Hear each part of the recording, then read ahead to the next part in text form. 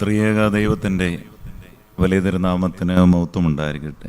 എൻ്റെ വൈദിക ശുശ്രൂഷയിൽ ഏതാണ്ട് ഒരു 10-20 വർഷമായിട്ട് സാജനച്ചനുമായിട്ടൊരു നല്ല ദൈവിക സാഹോദര്യ ബന്ധമുണ്ട്. അതാ മുഖത്തും സംസാരത്തിലും എൻ്റെ വളർച്ചയിലൊക്കെ തന്നെ പ്രധാനമായിട്ടും ഒരുപാട് പ്രോത്സാഹനം തന്നിട്ടുണ്ട്. അത് ഒരുപാട് ജൂനിയേഴ്സ് അച്ഛന്മാർ പറയാറുണ്ട്, ഒരു വൈദികരുടെ ഉയർച്ചയിൽ ഏറ്റവും കൂടുതൽ പ്രോത്സാഹനം തരുന്ന ഒരു അച്ഛനാണ്. ആരെക്കുറിച്ചും എന്തെങ്കിലും തെറ്റുണ്ടെങ്കിൽ മുഖത്ത് നോക്കി പറഞ്ഞിട്ട്, അല്ലാതെ അവരുടെ വളർച്ചയ്ക്ക് ഏറ്റവും കൂടുതൽ ദൈവിക വാക്കുകൾ പറയുമ്പം കിട്ടുന്ന ഒരു എനർജറ്റിക് പവർ വളരെ വലുതാണ്. നമ്മുടെ ജീവിതത്തിലായാലും എപ്പോഴും ഓർക്കുക, ഈ നെഗറ്റീവ് പറഞ്ഞുകൊണ്ടിരിക്കുന്നവരുടെ ജീവിതത്തിൽ എപ്പോഴും നെഗറ്റീവേ കാണത്തുള്ളൂ.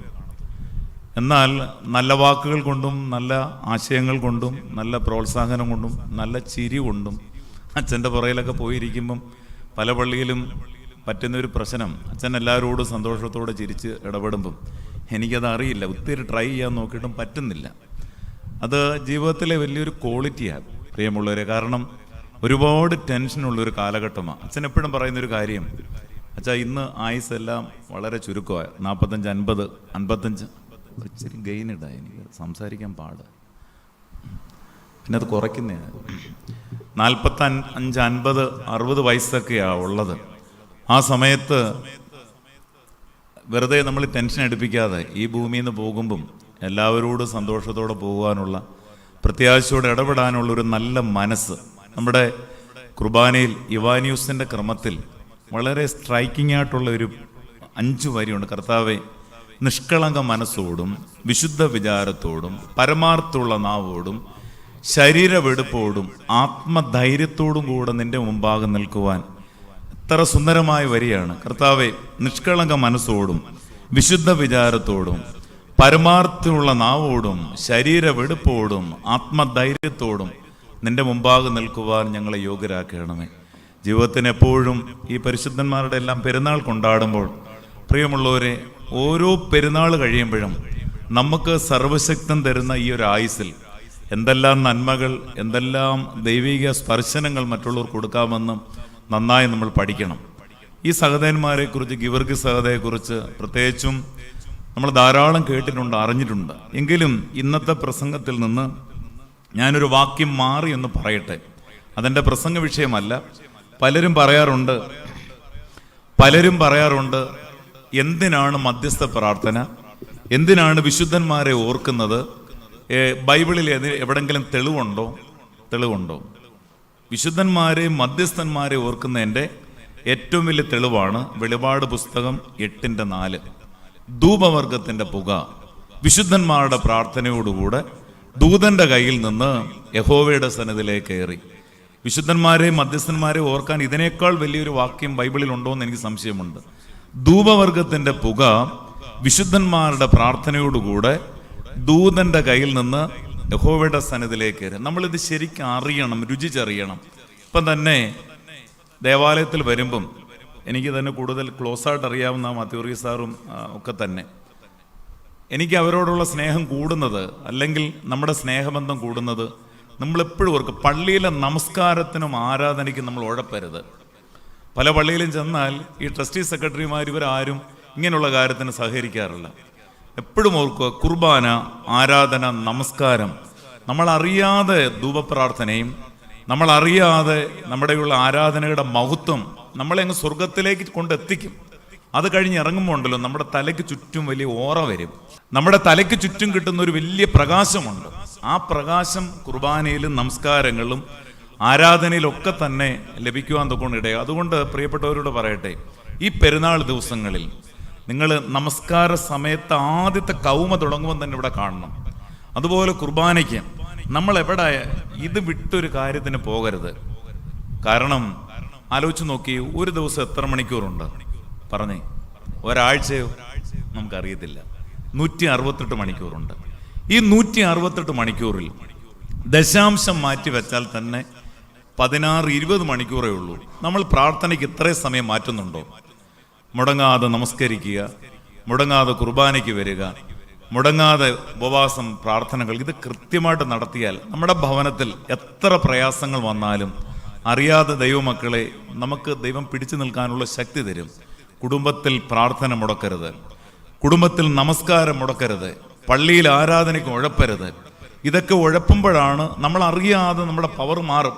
ഇപ്പം കേരളത്തിന് പുറത്ത് ഞാൻ ധാരാളം പോയിട്ടുണ്ട്. ഗൾഫ് രാജ്യങ്ങളൊക്കെ ചെല്ലുമ്പം ഈ കുവൈറ്റിലൊക്കെ ഈ മാറിയാണ് മറ്റ് സഭകളുടെ നമ്മുടെ എല്ലാ ആരാധന. നമ്മുടെ കുർബാനയുടെ നമസ്കാരം തുടങ്ങുമ്പോൾ തന്നെ ഒരു സൂചി കുത്താൻ അവിടെ സ്ഥലമില്ല. ഏറ്റവും കൂടുതൽ ഇടിച്ചു കയറുന്ന ആരാന്നറിയ ചെറുപ്പക്കാരാണ് കയറുന്നത്. അപ്പോൾ എന്താ അതിൻ്റെ കാരണം? ഇവിടെ നിന്നപ്പോൾ പലർക്കും ഇതിൻ്റെ ആഴം മനസ്സിലായില്ല. വിദേശത്ത് ചെന്നാൽ അവിടെ കരയാത്ത ചെറുപ്പക്കാരില്ല, അവിടെ മുട്ടുകുത്താത്ത ചെറുപ്പക്കാരില്ല. അവർക്ക് ഒരു ദിവസം അവർക്ക് ഓഫീസിൽ പോയില്ലെങ്കിൽ ജോലി പോക്കാം. അപ്പോൾ ആ ദൈവത്തിൻ്റെ പവർ അറിഞ്ഞപ്പം, ശക്തി അറിഞ്ഞപ്പം പ്രാർത്ഥന എന്തെന്ന് തിരിച്ചറിഞ്ഞു. അതുകൊണ്ട് കിട്ടുന്ന അവസരങ്ങളിൽ ശീമോനോട് യേശുക്രിസ്തു പറയുന്നൊരു വരിയുണ്ട്, ബറിയോന ശീമോനെ, നീ യുവാവായിരുന്നപ്പോൾ അരകെട്ടി ഇഷ്ടമുള്ളിടത്ത് നടന്നു. നീ വയസ്സനായ ശേഷം നീ കൈനീട്ടുകയും നിന്റെ അര മറ്റുള്ള ഒരാൾ കെട്ടി നിനക്ക് ഇഷ്ടമില്ലാത്തിടത്തേക്ക് പോകേണ്ടി വരും. നാളെ നമുക്കൊന്ന് പള്ളി വരണമെങ്കിൽ, കുർബാനയ്ക്ക് വരണമെങ്കിൽ, ആരാധനയ്ക്ക് വരണമെങ്കിൽ നമ്മുടെ മരുമോളോ മക്കളോ വേലക്കാരോ വിചാരിക്കണം. അതുകൊണ്ട് കിട്ടുന്ന അവസരം, യൗവനകാലം എന്ന് പറയുന്നത് 40, 50, 60 വയസ്സൊന്നുമല്ല. മറ്റുള്ളവരുടെ സഹായമില്ലാതെ നമുക്ക് നമ്മുടെ സ്വതന്ത്രമായ ജീവിതത്തിൽ ജീവിക്കാൻ സാഹചര്യം കിട്ടുന്നെങ്കിൽ അതാണ് ഏറ്റവും വലിയ യൗവനകാലം. നാളെ നമ്മുടെ കണ്ണിൻ്റെ കാഴ്ച കുറയും, ചെവിയുടെ കേൾവി കുറയും, ഹൃദയത്തിൻ്റെ സ്പന്ദനം കുറയും. അന്ന് ദേവാലയത്തിലൊന്ന് പോകാൻ പോലും നമുക്ക് സാഹചര്യം കിട്ടിയെന്ന് വരില്ല. അതുകൊണ്ട് ദൈവമക്കളെ, ഈ പരിശുദ്ധൻ്റെ പെരുന്നാളിൽ പരിശുദ്ധന്മാരാരാണ്? ഇവിടെ ശീമാ നമസ്കാരത്തിൽ പാടുന്നുണ്ട്, പാണിതലത്തിൽ പാവനസഭയെ സ്ഥാപിച്ചോൻ ധന്യൻ, ആധാരത്തിന് നിമിസ്ലേഹന്മാർ സഹദേരെ നിർത്തി കൂട്ടിച്ചേർത്തോരും, മർത്യകുലന്റാവും പകലും തിരുസഭയിൽ സ്തുതി പാടിയിടുന്നു. പിന്നെ പാടുന്നുണ്ട്, സഹദേന്മാരെ മുന്തിരിതൻ കുല എന്ന വിധം ന്യായാധിപരിട്ടു പിടിഞ്ഞു രുദരം ധരയിൽ ഒടുക്കിയ ഹോബലിയായോരെ മുടിയണിയിച്ചതിപതി ദൈവം ഹാലേലുയ്യ വിശ്രുതരാക്കി. പരിശുദ്ധനായ ഗീവർഗീസ് സഹദ ശരിക്കും പറഞ്ഞാൽ ദുഃഖവെള്ളിയാഴ്ച പോലെ ഒരു ദിവസമല്ലേ സഹദയുടെ പെരുന്നാൾ എന്ന് പറയുന്നത്.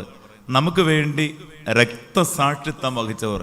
ഞാൻ ഇന്നലെ തന്നെ മാവേലിക്കരയ്ക്ക് അടുത്തൊരു പള്ളി പോകുമ്പോൾ ചാരമൂട്ടിന് സ്ഥലത്ത് നിന്ന് പോലീസ് ലാത്തിയിൽ കുറെ രക്തം അവിടെ കിടക്കുന്ന കണ്ടു. ആലോചിച്ച് നോക്കി, എവിടെയാണ് ഇന്ന് കൊലപാതകങ്ങളും രക്തവും ധാരാളം വീഴുന്നുണ്ട്. പക്ഷെ ആ രക്തസാക്ഷിത്വം ഒന്നും ദൈവത്തിന് വേണ്ടിയല്ല. എന്നാൽ വിശുദ്ധന്മാരുടെ സഹോദരന്മാരുടെ രക്തസാക്ഷിത്വം നമ്മുടെ ഓരോ തുള്ളിയും നമ്മുടെ പാപങ്ങളുടെ പശ്ചാത്താപത്തിനും അനുതാപത്തിനും നമ്മളെ ദൈവത്തെങ്കിലേക്ക് അടുക്കുന്നതിനുമാണ്. അതുകൊണ്ടാണ് വിശുദ്ധ കുർബാനയിൽ ഒരു വരിയുണ്ട്, കർത്താവെ നിന്റെ കൃപയ്ക്ക് മക്കളും ഏകപുത്രന് സഹോദരങ്ങളുമായി തീരുവാൻ ഇടയാക്കിയ പരിശുദ്ധന്മാരുമുള്ള സംസർഗം ഞങ്ങൾ അകന്നു പോകുവാൻ ഇടയാകരുത്. ദൈവമേ, നിന്റെ കൃപയ്ക്ക് മക്കളും നിന്റെ ഏകപുത്രന് സഹോദരന്മാരുമാക്കി തീർത്തുള്ള വിശുദ്ധ പിതാക്കന്മാരുള്ള സംസർഗം ഞങ്ങൾ അകന്നു പോകുവാൻ ഇടയാകരുത്. അതുകൊണ്ട് ഈ ഒരാഴ്ച കൊടിയേറ് മുതൽ തീരുന്ന ദിവസം വരെ നിങ്ങൾ അത്യാവശ്യമുള്ള ജോലികൾ കഴിഞ്ഞിട്ട് ഫുൾ ടൈം നിങ്ങൾ പള്ളിയിൽ കാണണം. ആരാധനയ്ക്കും പാട്ടുപാടാനും പ്രസംഗത്തിനും പള്ളി തുടയ്ക്കാനും. എനിക്ക് ചിലരെയൊക്കെ അറിയാം, അവർ പള്ളിയിലെ ട്രസ്റ്റിയും സെക്രട്ടറിയും ഒന്നും ആയില്ലെങ്കിൽ ഫുൾ ടൈം അവർ പള്ളിയായിട്ടൊരു വലിയ ബന്ധമാണ്. നമ്മുടെ കാൽപാദങ്ങൾ എപ്പോഴും കയറ്റുവായിലിരിക്കണം. പള്ളി വൃത്തിയാക്കി അച്ഛനെ അന്വേഷിച്ച് സമൂഹത്തിലെ എല്ലാ കാര്യങ്ങൾക്കും ഒരു നന്മയുടെ സുവിശേഷമാകുമ്പോൾ അവിടെയാണ് തിരുവചനം പറയുന്നത്, സുവിശേഷം പ്രസംഗിക്കുന്നവരുടെ കാലത്ര മനോഹരം. അത് പ്രസംഗം മാത്രമല്ല, എൻ്റെ പള്ളി, എൻ്റെ അച്ഛൻ, എൻ്റെ ദേവാലയം, എൻ്റെ പെരുന്നാൾ, ഇതൊക്കെ ഒരു നല്ല മനോഹാരിതയാണ്. ഈ പെരുന്നാൾ വരുമ്പോൾ ഏറ്റവും കൂടുതൽ സന്തോഷിക്കുന്ന ആരാന്നറിയാമോ? പ്രായമുള്ള അമ്മയപ്പന്മാരാണ്. അവിടെ മനസ്സിൽ ഒന്നാമത്തെ കാര്യം ലോകമായിട്ടുള്ള ബന്ധങ്ങൾ കുറഞ്ഞുകൊണ്ടിരിക്കുകയാണ്. പള്ളിയിലെ പെരുന്നാളാണ്. എൻ്റെ അമ്മ തന്നെ 87 വയസ്സുണ്ട്. എപ്പോഴും എന്നോട് ചോദിക്കും, അച്ഛാ അവിടുത്തെ പെരുന്നാളെന്ന, തലു പള്ളിയിലെ പെരുന്നാളെന്ന, ഇന്ന പെരുന്നാളെന്ന. അമ്മ ഞാൻ നോട്ടീസും എടുത്ത് നോക്കി, പ്രാർത്ഥിച്ച് ബൈബിള് വായിച്ച് അതിൻ്റെയൊക്കെ ഒരു അനുഗ്രഹമാണ് പ്രിയ മക്കളെ എനിക്ക് ലഭിച്ചുകൊണ്ടിരിക്കുന്നത്. അതുകൊണ്ട് എൻ്റെ കൺമുമ്പിലിരിക്കുന്ന പ്രിയപ്പെട്ടവരോട് ഞാൻ പറയട്ടെ, ഇത്രയും വലിയൊരു പെരുന്നാൾ, നല്ല സിസ്റ്റം, ഇതിനകത്തൂടെ പറയാൻ തന്നെ നല്ലൊരു സുഖമുണ്ട്, നല്ലൊരു ഗായക സംഘം. അതുകൂടാതെ ഇത്രയും ക്രമീകരണം ചെയ്തപ്പോൾ ആൾക്കാർ ഇത്രയും വന്നാൽ പോരാ. എൻ്റെ ശബ്ദം കേൾക്കുന്ന എല്ലാ പ്രിയപ്പെട്ടവരോടും പറയട്ടെ, അച്ഛനെ സംബന്ധിച്ചൊരു കാര്യമുണ്ട്, അച്ഛൻ കഴിവതും ആരെയും വഴക്ക് പറയത്തില്ല. പക്ഷെ എൻ്റെ രീതി അതല്ല. ഞാൻ കൃത്യമായിട്ട് ഞാനത് പറഞ്ഞിരിക്കും. അത് 2 ദിവസമേ ഒരു പള്ളിയിൽ ഇരുന്നോളെങ്കിലും പറഞ്ഞിരിക്കും. അതുകൊണ്ട് എൻ്റെ ശബ്ദം കേൾക്കുന്ന ആരെങ്കിലും വീട്ടിലിരിപ്പുണ്ടെങ്കിൽ എത്ര ത്യാഗം സഹിച്ചാണ് അച്ഛൻ ഈ കമ്മിറ്റിക്കാരോട് ചേർന്ന് ഈ പ്രോഗ്രാം ചെയ്യുന്നത്. 250 വീടുള്ള പള്ളിയിൽ ഇവിടെ നിറയണം, പുരുഷന്മാരെല്ലാം വരണം. ദൈവത്തിന്റെ വചനം കേൾക്കാൻ കിട്ടുന്ന അവസരം കളയരുത്. നാളെ നമുക്ക് കിട്ടണമെന്നില്ല. അതുകൊണ്ട് ദൈവം മുമ്പാകെ നിങ്ങളുടെ മനസ്സിലേക്ക് ഞാനൊരു ചിന്ത കൊണ്ടുവരുന്നതിന് മുമ്പ് ആമുഖമായി ഞാനിതെല്ലാം പറഞ്ഞെന്ന് മാത്രമേ ഉള്ളൂ. ഞാനിന്ന് എടുക്കുന്ന വാക്യം നിങ്ങൾ ആഴ്ചയിൽ ഒരിക്കലെങ്കിലും നിങ്ങളുടെ മനസ്സിലൊന്ന് ഉരുവിടണം. ഇയ്യോബിന്റെ പുസ്തകം 38:4.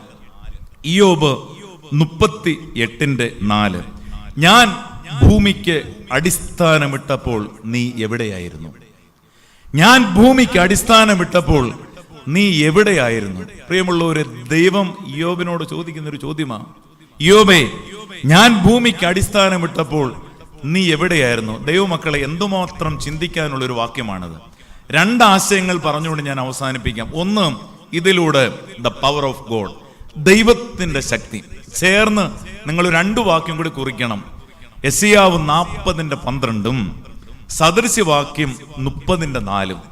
40:12 പറയുന്നുണ്ട്, തന്റെ ഉള്ളം കൈയിൽ വെള്ളമെടുക്കുകയും ചാണുകൊണ്ട് ആകാശത്തിന്റെ പരിമാണം അളക്കുകയും ഭൂമിയിലെ പൊടി നാഴിയിൽ കൊള്ളിക്കുകയും പർവ്വതങ്ങളെ വെള്ളിക്കോൽ കൊണ്ടും കുന്നുകളെ വെള്ളിത്തുലാസിലും തൂക്കുകയും ചെയ്യുന്നവൻ ആർ? തന്റെ ഉള്ളം കൈയിൽ വെള്ളമെടുക്കുകയും ചാണുകൊണ്ട് ആകാശത്തിന്റെ പരിമാണം അളക്കുകയും ഭൂമിയിലെ പൊടി നാഴിയിൽ കൊള്ളിക്കുകയും പർവ്വതങ്ങളെ വെള്ളിക്കോൽ കൊണ്ടും കുന്നുകളെ വെള്ളിത്തുലാസിലും തൂക്കുകയും ചെയ്യുന്നവൻ ആർ? വീണ്ടും സദൃശവാക്യം 30:4 സ്വർഗത്തിലും ഭൂമിയിലും കയറിയിറങ്ങുന്നവനാർ? ആഴിയെ തന്റെ പൂഴി കൊണ്ട് പിടിച്ചു കെട്ടിയവനാർ? വസ്ത്രത്തെ തന്റെ വെള്ളത്താൽ പിടിച്ചു കെട്ടിയവനാർ? അവന്റെ പേരെന്ത്? അവന്റെ മകന്റെ പേരെന്ത്? നിനക്കറിയാമോ? ഈ 2 വാക്ക് ഞാൻ ചേർത്ത് പറയാൻ കാര്യം, നമ്മൾ ഒരു കാര്യം അറിയണം. ശീമാ നമസ്കാരത്തിലും പാടുന്നുണ്ട്, അഖിലാണ്ടത്തെ വഹിച്ചവനെ ഹന്ത വഹിച്ചു കുരിശുമരം. ഉൽപ്പത്തി 1:1 അറിയാം, ആദിയിൽ ദൈവം ആകാശവും ഭൂമിയും സൃഷ്ടിച്ചു. ഇന്ന് ഞാൻ പറയാനുള്ളൊരു കാര്യം, ഇന്ന് ഈ പെരുന്നാളിൽ, സഹതാട പെരുന്നാൾ വരുമ്പോൾ നമ്മൾ ഒരു കാര്യം അറിയണം. ദൈവം ആരെന്നും ദൈവത്തിന്റെ ശക്തി എന്തെന്നും നന്നായി തിരിച്ചറിയണം. അതുകൊണ്ട് പിതാക്കന്മാർ പറയാറുണ്ട്, to know the will of God is the greatest knowledge in the world. ദൈവത്തെ അറിയുന്നത്, ദൈവത്തിന്റെ ഹിതം അറിയുന്നതാണ് ലോകത്തിലെ ഏറ്റവും വലിയ ശക്തി. നമ്മളൊന്ന് ആലോചിച്ച് നോക്കി, വിവാഹ കൂദാശയിലും 2ാമത്തെ ക്രമത്തിൽ സദറയിൽ എനിക്ക് വളരെ സ്ട്രൈക്കിംഗ് ആയിട്ടൊരു വരി തോന്നിയിട്ടുണ്ട്. ഏതൊരു തത്വജ്ഞാനിക്കും താർക്കികനും തന്റെ തത്വങ്ങൾ ആരാധിക്കാനല്ലാതെ പരിശോധിക്കുവാനോ ആരാഞ്ഞറിയുവാനോ കഴിവില്ലാതിരിക്കുന്നവൻ. ദൈവമക്കളെ, നമ്മൾ ഈ ഭൂമിയിൽ എത്ര നിസ്സാരരാണെന്നും എത്ര ലളിതമാണെന്നും നമ്മുടെ ജീവിതം നന്നായി തിരിച്ചറിയണം. അതുകൊണ്ടാണ് ഞാൻ ഈ വാക്യം എടുത്തത്. ഇയ്യോബ് 38:4. ഞാൻ ഭൂമിക്ക് അടിസ്ഥാനമിട്ടപ്പോൾ നീ എവിടെയായിരുന്നു? നമ്മൾ അതിനു മുമ്പ് നന്നായി മനനം ചെയ്യേണ്ട ഒന്നാണ് ഈ ദൈവം ആരാണ്. അതിനാ ഞാൻ ആ വാക്യം പറഞ്ഞത്. തന്റെ ഉള്ളം കൈയിൽ വെള്ളമെടുക്കുകയും ചാണുകൊണ്ട് ആകാശത്തിന്റെ പരിമാണം അളക്കുകയും ഭൂമിയിലെ പൊടി നാഴിയിൽ കൊള്ളിക്കുകയും പർവ്വതങ്ങളെ വെള്ളിക്കോൽ കൊണ്ടും കുന്നുകളെ വെള്ളിത്തുലാസിലും തൂക്കുകയും ചെയ്യുന്നവൻ ആർ? നമുക്കറിയാം, ഈ ഭൂമിയിൽ വെള്ളം നമുക്ക് ആവശ്യമാണ്. പക്ഷെ പ്രകൃതി മുഴുവൻ ദുരന്തമായി വെള്ളം വന്നാൽ ആ വെള്ളം നമുക്ക് ആവശ്യമില്ലാതെ വരും. അവിടെയാ പറയുന്നത്, തന്റെ ഉള്ളം കൈയിൽ വെള്ളമെടുക്കുകയും. 2, ചാണുകൊണ്ട് ആകാശത്തിന്റെ പരിമാണം അളക്കുകയും. സൂര്യനെ നോക്കി വളരുന്ന ചെടി സൂര്യന്റെ അടുത്ത് മുട്ടാറില്ല.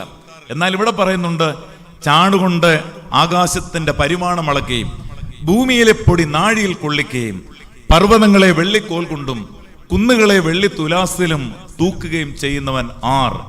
അവിടെ ആ സദൃശവാക്യം കണക്ട് ചെയ്ത് ഞാൻ പറഞ്ഞത്, സ്വർഗത്തിലും ഭൂമിയിലും കയറിയിറങ്ങുന്നവനാർ? ആഴിയെ തന്റെ പൂഴി കൊണ്ട് പിടിച്ചടക്കിയവനാർ? വസ്ത്രത്തെ തന്റെ വെള്ളത്തെ തന്റെ വസ്ത്രത്താൽ പിടിച്ചടക്കിയവനാർ? അവന്റെ പേരെന്ത്? അവന്റെ മകന്റെ പേരെന്ത്? നിനക്കറിയാമോ? ഇവിടെ ദൈവം, പുത്രൻ, പരിശുദ്ധാത്മാവ്, ഇവയെ നമ്മൾ നന്നായി തിരിച്ചറിയണം. അതുകൊണ്ട് നമ്മുടെ സഭയുടെ എല്ലാ പ്രാർത്ഥനകളും ആരംഭിക്കുന്ന എങ്ങനെ? പിതാവിനും പുത്രനും പരിശുദ്ധ റൂഹായിക്കും സ്തുതി. കാരണം സൃഷ്ടാവാൻ ദൈവം നമ്മുടെ സൃഷ്ടിയെ ഉണ്ടാക്കി, പുത്രനാൻ ദൈവം തമ്പുരാൻ നമ്മളെ വീണ്ടെടുത്തു, പരിശുദ്ധ റൂഹ നമ്മളെ നന്നായി വഴി നടത്തുന്നു. ഇത് ശരിക്കും തിരിച്ചറിയണം. ഇന്ന് പലപ്പോഴും നമുക്ക് പറ്റുന്ന കുഴപ്പം, നമ്മളെ സംബന്ധിച്ച് ഒരുപാട് ചോദ്യങ്ങൾ കടന്നു വരാറുണ്ട്. അച്ഛാ, നാളെ എൻ്റെ മകന്റെ കാര്യം എങ്ങനാവും? നാളെ എൻ്റെ മകളുടെ കാര്യം എങ്ങനാവും? എൻ്റെ കുടുംബത്തിന്റെ കാര്യം എങ്ങനാവും? എൻ്റെ കുഞ്ഞുങ്ങളുടെ കാര്യം എങ്ങനെയാവും? ദൈവമക്കളെ, ബൈബിളിൽ 2 പദമില്ല. ഏതൊക്കെയാണെന്നറിയാമോ?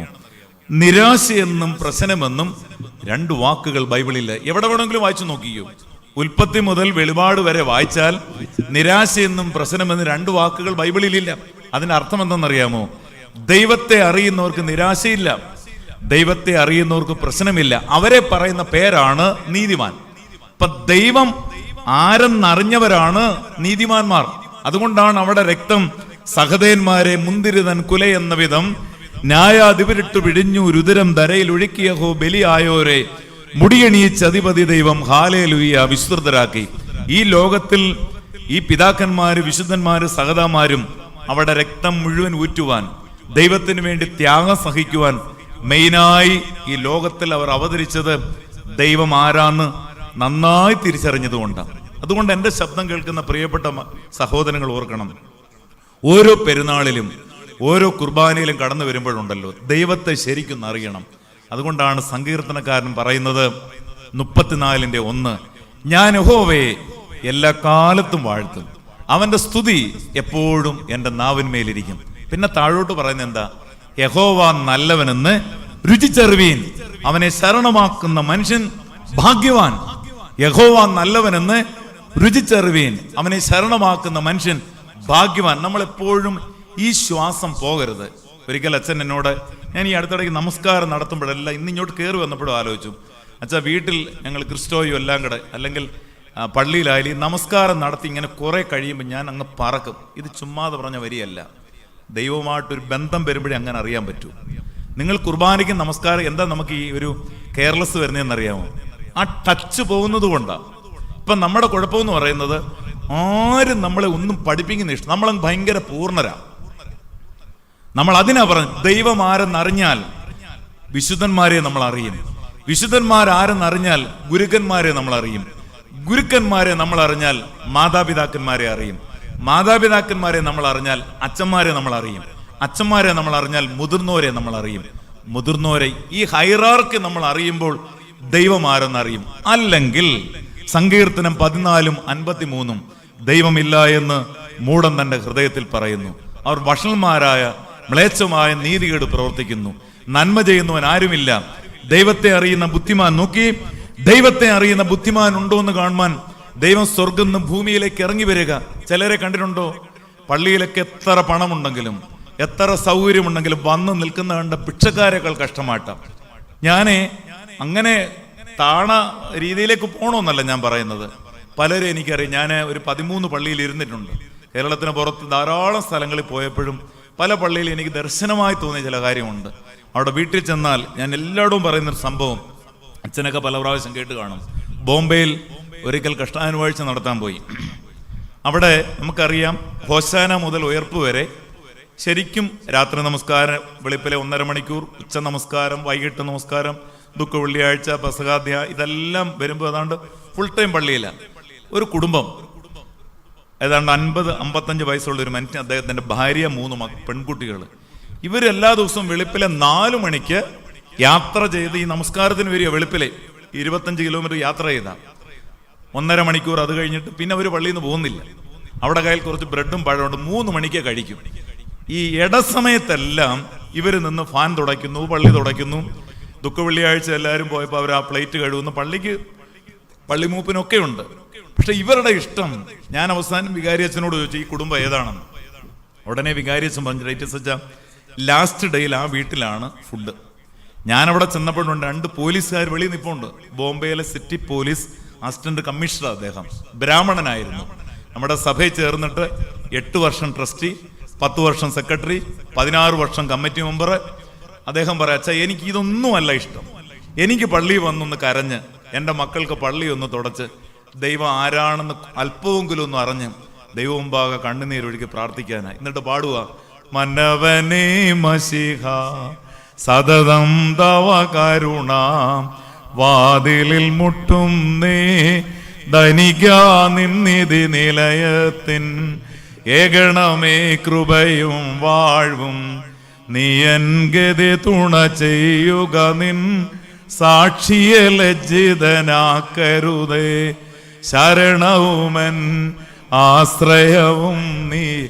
അദ്ദേഹം പറഞ്ഞു ഞങ്ങൾ എപ്പോഴും പാടുന്ന ഒരു പാട്ടായത്, മന്നവനെ മഷിക സതതം തവ കരുണ വാതിൽ മുട്ടുന്നേ ധനിയാ നിന്ന് നിലയത്തിൻ ഏകണമേ കൃപയും വാഴും. ഇവർ 3 പേരും, ആ ഭാര്യയ്ക്ക് മാത്രം കാലിന് സ്വാധീനമില്ല. ആ വീട്ടിൽ 2-3 മുറിയേ ഉള്ളൂ. എത്ര മണമാണ് അത്! കുന്തിരിക്കുന്നതിന്റെ മണമാണോ, മൂറോന്റെ മണമാണോ, പൂക്കളുടെ മണമാണോ, ദൈവവചനത്തിന്റെ മണമാണോ? ഇങ്ങനെ ദൈവമക്കളെ, ദൈവത്തെ അറിയുന്ന മക്കളായി നമ്മൾ മാറണം. പലപ്പോഴും കണ്ടുവരുന്നത് എന്തെങ്കിലുമൊക്കെ സൗകര്യമൊക്കെ കിട്ടിയാൽ ഉടനെ തന്നെ പിന്നീട് നമ്മൾ എന്തോ ആരോ. എപ്പോഴും ഓർക്കുക, ഔഗേൻ ബാബ തിരുമേനി പറയുന്നൊരു കൊട്ടേഷൻ ഉണ്ട്, മക്കളെ എനിക്ക് മുമ്പേ ആരും പള്ളിയിൽ എത്തരുത്, എന്നെ ആരും ശ്രദ്ധിക്കരുത്. മനസ്സിലായോ എന്താ പറഞ്ഞേ? എനിക്ക് മുമ്പേ ആരും പള്ളിയിൽ വരരുത്, എന്നെ ആരും ശ്രദ്ധിക്കരുത്. ഒരാളുടെ മുഖം കാണാൻ പറ്റുന്ന ഒരു സഭയല്ല ഇത്. നോക്ക്, ആരുടെ മുഖം കാണാൻ പറ്റില്ല. കുർബാന പടിഞ്ഞാറോട്ട് കൊണ്ടുവരുമ്പോഴും അച്ഛൻ മുഖം മറച്ചാ പിടിക്കുന്നത്, ചൊല്ലാൻ വേണ്ടി മാത്രം ആ താഴോട്ട് പിടിക്കുന്നത്. ഏവൻഗേലിയോൻ കൊണ്ടുവരുമ്പോഴും ഹാലേലുയ ചൊല്ലി മുഖം മറച്ചോണ്ടവരും. കാരണം ഇവിടെ ആരുടെയും പേരും പെരുമയും പ്രശസ്തിക്കൊന്നുമല്ല. പല ദേവാലയം തകരാനുള്ള മെയിൻ കാരണം എന്താ? നമ്മുടെ പേരും പെരുമയൊക്കെ ഉയർത്താൻ ഒരുപാട് അവിടെ വേലകൾ കാണിക്കും. അതിൻ്റെ കൂടെ അതിൻ്റെ തിരിച്ചടിയും കിട്ടും. ഞാൻ എപ്പോഴും വളരെ ശ്രദ്ധിക്കുന്ന ഒരു കാര്യമാണ്, ദൈവമേ, സെമിനാരിൽ പോകുന്ന അവസരത്തിൽ എനിക്കൊരു ഡയറി ഇതുപോലെ തന്നിട്ട് എന്നെ പറഞ്ഞു വിട്ട പി എൻ ജോണച്ചൻ അതിൻ്റെ സൈഡിൽ ഒരു വരി എഴുതി വിട്ടു, പ്രശസ്തനായില്ലേലും വിശ്വസ്തനായി തീരണം, പ്രശസ്തനായി തീർന്നില്ലേലും വിശ്വസ്തനായി തീരണം. ഇതാണ് ദാവീദ് സങ്കീർത്തനത്തിൽ പാടിയത്. ദൈവമേ, രഹസ്യ കാര്യങ്ങളിൽ എന്നെ നീ കുറ്റമില്ലാത്തവനാക്കി തീർക്കണം. ദൈവമക്കളെ, നമ്മളെ ആരും അറിയണ്ട, ആരും അറിയപ്പെടുകയും വേണ്ട. അതാണ് നമുക്ക് പറ്റുന്ന ഏറ്റവും വലിയൊരു അബദ്ധം. അറിയേണ്ടവർ അറിഞ്ഞുകൊള്ളും. അതുകൊണ്ടാണ് പണ്ടത്തെ അപ്പച്ചന്മാർ പറയും, മക്കളെ തറ കിടന്നാൽ തറ വീഴത്തില്ലെന്ന്. മനസ്സിലായോ? തറ കിടന്നാൽ തറ വീഴാറില്ല. ഞാൻ തന്നെ എൻ്റെ ജീവിതത്തിൽ, മോനെ അവിടെ ഇരി, എവിടെ പോവാ? എൻ്റെ ജീവിതത്തിൽ ഞാൻ പഠിച്ചൊരു കാര്യമുണ്ട്, എവിടെ ഒരു സന്തോഷം അമിതമായി വരുന്നു അതിൻ്റെ കൂടെ ഒരു അടിയും വരാറുണ്ട്. അടുത്തിടയ്ക്ക് തന്നെ ഇപ്പം ഡയറക്ടറായിട്ട് തിരഞ്ഞെടുത്തു, പത്രത്തിലെല്ലാം പടം വന്നു. അത് ഏറ്റവും കൂടുതൽ വിളിച്ചു പറഞ്ഞത് എൻ്റെ ജ്യേഷ്ഠനാണ് എല്ലാവരോടും. കാരണം സന്തോഷം കൊണ്ട് ഞങ്ങളുടെ അച്ഛൻ ഇങ്ങനെ ഡയറക്ടറായി എല്ലാ മനോരമയുടെ എല്ലാ പത്രത്തിലും വന്നു. പക്ഷേ ഇത് വരുമ്പോഴെല്ലാം ഞാൻ അറിയാതെ കുരിശ് വരയ്ക്കാറുണ്ട്. കാരണം വന്നാൽ അതിൻ്റെ കൂടെ എൻ്റെ അനുഭവം ഞാൻ പറയാം. 1 മാസം കഴിഞ്ഞില്ല ഇത് വിളിച്ചു പറഞ്ഞ 57 വയസ്സുള്ള എൻ്റെ ബ്രദർ കൊട്ടാരക്കര ടൗണിൽ വെച്ച് പെട്ടെന്ന് കുഴഞ്ഞു വീട് മരിക്കുകയും ചെയ്തു. ഞാൻ പറഞ്ഞു, ഇത്രയേ ഉള്ളൂ പ്രിയമുള്ളവർ, ഇതേ ഉള്ളൂ ജീവിതം. നമ്മൾ അതുകൊണ്ടാണ് ഈ ഭൂമിയിൽ. നമ്മൾ ആരാണ്? കുഞ്ഞേ, ഭൂമിക്ക് ഞാൻ കല്ലിട്ടപ്പോൾ നീ എവിടെയായിരുന്നു? നിന്റെ വീടിന് ഞാൻ കല്ലിട്ടപ്പോൾ നീ എവിടെയായിരുന്നു? ഈ പള്ളിക്ക് ഞാൻ കല്ലിട്ടപ്പോൾ നീ എവിടെയായിരുന്നു? അതുകൊണ്ട് അറിയണം, ഓരോ നിമിഷം പള്ളിയുടെ പടിക്കകത്ത് കയറുന്നതിന് മുമ്പ് തന്നെയാണ് പ്രാർത്ഥന. കർത്താവേ, ബഹുമതിപൂർവ്വം നിന്റെ ഭവനത്തിൽ വന്ന് എൻ്റെ നേർച്ചകളെ നിനക്ക് ഞാൻ കഴിക്കും. അല്ലാതെ എനിക്ക് അഹങ്കരിക്കാനും നിഗളിക്കാനും ഒന്നും ഉള്ളതല്ല ഈ പള്ളി, എൻ്റെ വീട്, എൻ്റെ നാവ്, എൻ്റെ കണ്ണ്. നമ്മൾ ആലോചിച്ച് നോക്ക്, ഈ കഴിഞ്ഞ 2 വർഷമായിട്ട് നമ്മളെ കണ്ട എന്തോ ഒരു വൃത്തിയേടാ ഇല്ലേ? ഒരു കുന്തം എടുത്ത് മുഖത്ത് വെച്ചിരിക്കുക, മൂക്ക് കാണാൻ വയ്യ, നാക്ക് കാണാൻ വയ്യ, പല്ല് കാണാൻ വയ്യ, ചിരി കാണാൻ വയ്യ, പൊതിഞ്ഞു കെട്ടി വെച്ചിരിക്കുക ഒരു ചരട് വിട്ടുകൊണ്ട്. കാരണം എന്താ കാര്യം എന്നറിയാമോ? പണ്ട് മനുഷ്യർക്ക് 2 മുഖമേ ഉള്ളായിരുന്നു. ഒന്ന് ചിരിച്ച് കാണിച്ചാൽ നല്ല ചിരിയും, വിരോധം കാണിച്ചാൽ വിരോധവും. അത് ചുരുക്കം പേര് ഇപ്പോഴും ഉണ്ട്, അച്ഛനെ പോലെ. പക്ഷെ ഇന്ന് 90% പേരെയും വിശ്വസിക്കാൻ ഒക്കത്തില്ല. ചിരിച്ച് കാണിച്ചാലും പണിയാവുന്ന പാര മൊത്തം പണിയും, ദേഷ്യം കാണിച്ചാലും ഉള്ളെന്തുവെന്ന് പഠിക്കാനൊക്കത്തില്ല. അതുകൊണ്ടാണ് ദൈവം പറഞ്ഞ, കുഞ്ഞെ, നിന്റെ മുഖം കറക്റ്റ് അല്ല, ഒരു തുണി എടുത്ത് അങ്ങ് പൊതിഞ്ഞു വെച്ചു. കാരണം ഇന്നിപ്പോൾ അച്ഛന്മാർ തന്നെ റോഡിൽ കൂടെ പോകുന്നതുകൊണ്ട് ആരാന്നൊന്നും കാണാനൊക്കത്തില്ല. ഏതാണ്ടില്ല 10 ലക്ഷം കൊടുക്കുക എല്ലാം ഉള്ളതുപോലെ ഹായ് ഒരു കൈയും കാണിച്ചിട്ട് അങ്ങ് പോവാം. കാരണം ഒരാളെ വിശ്വസിക്കാൻ പറ്റാത്തൊരു കാലം. ദൈവമക്കളെ, മനുഷ്യരാരും മൃഗങ്ങളല്ല, മൃഗങ്ങൾക്ക് ആത്മാവില്ല. മനുഷ്യരാരും മാലാഹമാരല്ല, മാലാഹമാർക്ക് ശരീരമില്ല. ഇത് രണ്ടും ഒരുമിച്ച് വന്ന ദൈവികമാണ് ബോഡി, മൈൻഡ് ആൻഡ് സോൾ. ദൈവം നമ്മളെ ആക്കി വെച്ചിരിക്കുന്നത്. ദൈവത്തെ അറിഞ്ഞാൽ നിന്റെ സഹോദരനെ നീ അറിയും. അതുകൊണ്ടാണ് ഒബദ്യ 1:12 പറയുന്നുണ്ട്, നിന്റെ സഹോദരന്റെ അനർത്ഥം നിന്റെ അനർത്ഥമാണ്, നീ അത് കണ്ട് രസിക്കരുത്. നിന്റെ സഹോദരന്റെ ആപത്ത് നിന്റെ ആപത്താണ്, നീ അത് കണ്ട് വമ്പ് പറയരുത്. ഞാൻ ആലോചിക്കുക, ഈ കഴിഞ്ഞ 2 വർഷമായി ചിന്തിക്കുന്നവർക്ക്, പഠിക്കുന്നവർക്ക് എന്തെല്ലാം ഗുണപാഠങ്ങൾ ദൈവം പറഞ്ഞു തന്നു. അത് മുഖേന നന്നായി പഠിച്ചവരുണ്ട്. ആരാ പഠിച്ചെന്നറിയാമോ? പഠിച്ചത് ഇപ്പോഴും ഭക്തിയുള്ളവർ മാത്രമേ പഠിച്ചിട്ടുള്ളൂ. ബാക്കി തലമുറ ഒന്നും പഠിച്ചിട്ടില്ല. ഈ കൊറോണയുടെ സമയത്ത് ഒരു കൊലപാതകം നടന്നിട്ടില്ല, അമിതമായ ആക്സിഡന്റ് നടന്നിട്ടില്ല, ആവശ്യമില്ലാത്ത ഒരു കാര്യവും നടന്നിട്ടില്ല. വീണ്ടും മാറി കാലുവെട്ടി എറിയുന്നു, കുത്തിക്കൊല്ലുന്നു, കിണറ്റിലെറിയുന്നു, പ്രേമിക്കുന്നവരെ പെട്രോൾ പമ്പ് തൊട്ടിക്കുന്നു. ഇതെല്ലാം ഓർക്കുക, ദൈവത്തെ അറിയണം. എനിക്ക് ദൈവം തന്ന ഒരു ആയുസ് 10, 20, 50, 70, 100 വയസ്സായാലും ഏത് പ്രായത്തിൽ വിളിച്ചാലും പ്രയാസപ്പെടേണ്ട കാര്യമില്ല. കാരണം സഹോദരന്മാരാരും ഈ ഭൂമിയിൽ ആയുസോടിരുന്നവരല്ല. യേശുക്രിസ്തു ഈ ഭൂമിയിൽ ഒരുപാട് ആയുസിരുന്നതല്ല. തരുന്ന ആയുസിൽ ദൈവത്തെ നന്നായി അറിയണം. അതാണ് യേശുക്രിസ്തുവിന്റെ മഹാപുരോഹിത പ്രാർത്ഥനയിൽ പറയുന്നുണ്ട്, പിതാവേ, ഞാൻ നിന്നെയും നീ എന്നെയും അറിയുന്നത് പോലെ ഇവരെ സത്യത്തിൽ ഒന്നാക്കി തീർക്കണമേ. ഞാനും നീയും ഒന്നായിരിക്കുന്നത് പോലെ ഇവരെ സത്യത്തിൽ ഒന്നാക്കി തീർക്കണമേ. അതുകൊണ്ട് എൻ്റെ സഹോദരങ്ങളെ, ഈ പ്രബോധനം കേൾക്കുന്ന നിങ്ങൾ ഒരു കാര്യം അറിയണം. ദൈവത്തെ അറിയുന്നെങ്കിൽ ദൈവത്തിലൂടെ ദൈവം ഈ ഭൂമിയിലാക്കി വെച്ചിരിക്കുന്ന വിശുദ്ധന്മാരെ നന്നായി നമ്മൾ അറിയണം. പരിമല തിരുമേനി അറിയണം, മാതാവിനെ അറിയണം. പലരും ചോദിക്കാറുണ്ട്, എന്തിനാണ് മധ്യസ്ഥ പ്രാർത്ഥന, എന്തിനാണ് വിശുദ്ധന്മാര്, എന്തിനാണ് അച്ഛന്മാര്? ഇപ്പൊ എനിക്ക് എന്തെങ്കിലും കുമ്പസാരിക്കാനുണ്ടെങ്കിൽ അച്ഛനെടുത്ത് പോയി കുമ്പസാരിക്കണം, നേരിട്ടങ്ങ് പറഞ്ഞാൽ പോരെ. ഇപ്പം തിരുവല്ലയിൽ തന്നെ ബസ് സ്റ്റാൻഡിനോട് ചേർന്നൊരു ബോർഡ് വെച്ചിട്ടുണ്ട്. തിരുവല്ലയാണോ ചെങ്ങന്നൂരാണോ എന്തോ വെച്ചിരിക്കുന്ന അറിയോ? യേശു ക്രിസ്തു ഏക മധ്യസ്ഥൻ. യേശു ക്രിസ്തു ഏക മധ്യസ്ഥൻ. അതിന്റെ അർത്ഥം പള്ളി അച്ഛന്മാരെ, വിശുദ്ധന്മാര്, സഹതായും പരിമല തിരുമേനി ഒന്നും വേണ്ട. ഇപ്പൊ നമുക്ക് എന്തെങ്കിലും പറയണമെങ്കിൽ എന്ത് വിളിച്ചാൽ മതി? നേരിട്ട് യേശുവിനെ അങ്ങ് വിളിച്ചാൽ മതി. എന്നിട്ട് അദ്ദേഹം അവിടെ എഴുതി വെച്ചിരിക്കുക, നിങ്ങൾക്ക് പ്രശ്നമുണ്ടോ? ഉണ്ടെങ്കിൽ വിളിക്കൂ ബ്രദർ ചാക്കോ. മൊബൈൽ നമ്പരും കൊടുത്തിട്ടുണ്ട്. ഞാൻ പറയത്തില്ല, ചിലപ്പോൾ നിങ്ങൾ വിളിച്ചു കളയും, എനിക്കറിയാം പലരെയും. കാരണം നമ്മളെ സംബന്ധിച്ച് ഇങ്ങനെയുള്ള അബദ്ധങ്ങൾ ചെന്ന് ചാടരുത്. ഭൂമിയിലെ വിശുദ്ധന്മാരോ അവരെനിക്ക് ശ്രേഷ്ഠന്മാർ തന്നെ. ഞാൻ പറഞ്ഞു വന്നത്, ദൈവത്തെ നമ്മൾ അറിഞ്ഞാൽ സ്ലീഹന്മാരെ നമ്മൾ അറിയും, സ്ലീഹന്മാരെ നമ്മൾ അറിഞ്ഞാൽ വിശുദ്ധന്മാരെ നമ്മൾ അറിയും, വിശുദ്ധന്മാരെ അറിഞ്ഞാൽ ആ ഹൈറാർക്കി, ഗുരുക്കന്മാർ, വൈദികർ, മാതാപിതാക്കൾ, ഇവരെ മുഴുവൻ അറിയുമ്പോഴാണ് ദൈവത്തെ ഇതറിയാതെ വരുമ്പോഴാണ് നമ്മളിൽ ഏറ്റവും കൂടുതൽ കാർന്ന് തിന്നുന്ന മരണകരമായ 3 പാപങ്ങളുണ്ട്. 1 അഹങ്കാരം, 2 അസൂയ, 3 എന്ത് തെറ്റ് ചെയ്താലും ദൈവം ക്ഷമിക്കും എന്നുള്ള ബോധ്യം. ഞാൻ പറയട്ടെ, ദൈവത്തെ അറിയുന്ന ദൈവമക്കളുടെ ജീവിതത്തിൽ ഈ 3 കാര്യങ്ങൾ ഇല്ലാതാകണം. എന്തെല്ലാമാണെന്നറിയാമോ? 1 അഹങ്കാരം. യാക്കോസ് ലീഗയുടെ ലേഖനത്തിൽ പറയുന്നുണ്ട്, ദൈവം നിഗളികളോട് എതിർത്ത് നിൽക്കും. ഞാൻ ഈ പള്ളിയിലൊക്കെ എളമ്പ പള്ളി ചെന്നപ്പോഴും പൊതുയോഗത്തിന് 10-15 പേരെ വരത്തുള്ളൂ. ഞാൻ വോയിസ് മെസ്സേജ് ഇട്ടു, എനിക്കൊരു പേടിയുമില്ല, വരാൻ പറഞ്ഞു. നിങ്ങൾ വാ, നിങ്ങളുടെ അഭിപ്രായങ്ങൾ പറ, അത് ശരി കാണും തെറ്റ് കാണും, പക്ഷേ ഈ കുടുംബത്തിന്റെ മക്കളാ, അവരെല്ലാം വന്ന് ഞാൻ ഒറ്റ കാര്യമേ പറയൂ, പള്ളിക്കകത്ത് കയറുമ്പോൾ ഓർക്കണം, എൻ്റെ ദേവാലയം, എൻ്റെ ദേവാലയത്തിന് നന്മ, അതിനുവേണ്ടി എന്ത് കാര്യവും നിങ്ങൾക്ക് പറയാം. അത് കഴിഞ്ഞ് നിങ്ങൾക്ക് ഒരു കുറ്റബോധം വരരുത്. മറിച്ച് അച്ഛനെ ഒന്ന് വരട്ടി, അല്ലെങ്കിൽ മറ്റു കുരുക്കുകൾ ഉണ്ടാക്കി, കുത്തിതിരിപ്പും ഉണ്ടാക്കി, കുടുംബം എണ്ണി കണക്ക് പറഞ്ഞേ പറ്റൂ, യാതൊരു ഡൗട്ടുമില്ല. അതുകൊണ്ടാണ് പിതാക്കന്മാർ പറയും, മക്കളെ പള്ളിയോട് അടുത്താലും കിട്ടും, പള്ളിയോട് അകന്നാലും കിട്ടും. ചിലർക്ക് അങ്ങനല്ല, ഇതൊന്നും അറിയാതെ എവിടെല്ലാം കയറി ദ്രോഹം ചെയ്യാമോ. നമ്മൾ ശരിക്കും, ഞാൻ പറയാണ്, നമുക്ക് ദൈവം തമ്പുരാൻ തന്നിരിക്കുന്ന ഒരു ആയുസുണ്ടല്ലോ. ഞാൻ തന്നെ ഇപ്പം അച്ഛനായി 10 വർഷമായി 2-3 പ്രാവശ്യം ജീവിതം എന്തെന്ന് എന്നെ ദൈവം പഠിപ്പിച്ചു. ഒരിക്കൽ മാവേലിക്കര പുതിയാവ് പള്ളി പ്രസംഗം കഴിഞ്ഞ്, മാവേലിക്കരയ്ക്ക് ആ പള്ളി ഞാൻ ഓർക്കുക, പുതിയാവിനോട് ചേർന്നൊരു പള്ളിയാണ്. പ്രസംഗം കഴിഞ്ഞ് അവിടുത്തെ വികാരിയച്ഛൻ എന്നെക്കുറിച്ച് ഇങ്ങനെ, അന്ന് പട്ടമേറ്റ് 2 വർഷമേ ആയുള്ളൂ. പട്ടമേറ്റ് ഇങ്ങനെ പ്രസംഗം കഴിഞ്ഞിങ്ങനെ വഴിയിലൂടെ വരും, അച്ഛൻ ഇങ്ങനെ കുറെ ഉയർത്തി പറഞ്ഞു, അച്ഛൻ എടുക്കാനാണ്, നല്ല കഴിവുണ്ട്. ഇതെല്ലാം കേട്ട് എനിക്ക് എന്തോ അഹങ്കാരം. അന്ന് ബൈക്കിൽ ഇങ്ങനെ വരുന്ന വഴിക്കാണ്, ദൂരെ നിന്ന് ഒരു സൈഡിലൂടെ ഒരു ബൈക്ക് വരുന്നു, ഇങ്ങേ സൈഡിലൂടെയും ബൈക്ക് വരുന്നു. ഞാനത് 2 സൈഡിൽ നിന്ന് ബൈക്ക് വരുന്നറിഞ്ഞ് ചെന്നപ്പോഴാ, സെൻട്രൽ ചെന്നപ്പോഴാ, അത് ബൈക്കല്ല, ഒരു ലോറിയാണ് തമിഴ്നാട്ടിൽ. പെട്ടെന്ന് എങ്ങനെ ഞാൻ മാറിയെന്ന് എനിക്ക് പോലും അറിയില്ല. വീട്ടിൽ വന്ന് കിടന്നു, അറിയാതെ ഉറക്കത്തിൽ ഈ പേടി കൊണ്ട് ശ്വാസം അങ്ങ് നിലച്ചു. പെട്ടെന്ന് എൻ്റെ ബ്രദറാണ് വന്ന് തട്ടി താഴെയിട്ട് ശ്വാസം നേരെ വീണു. ഞാൻ രാവിലെ, ദൈവമേ ഇത്രയല്ലേ ഉള്ളൂ. എൻ്റെ കാറ് തന്നെ 2-3 പ്രാവശ്യം ബാക്ക് വശം അവിടെ കൊണ്ട് തട്ടിയിട്ടുണ്ട്. നമ്മളെ നടത്തുന്ന ദൈവം തമ്പുരാനെ നന്നായി നമ്മൾ അറിയണം. അഹങ്കരിപ്പാനും പ്രശംസിപ്പാനും ഒന്നുമല്ല നമ്മളെ ഭൂമിയിലാക്കി വെച്ചിരിക്കുക. നമുക്ക് കിട്ടേണ്ടത് കിട്ടും.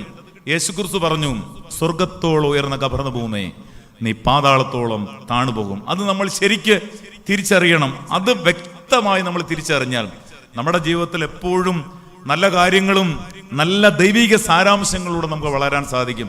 അതാ ഞാൻ പറഞ്ഞു, ഒന്ന് അഹങ്കാരം, രണ്ട് അന്യന്റെ ഉയർച്ചയിലുള്ള അസൂയ.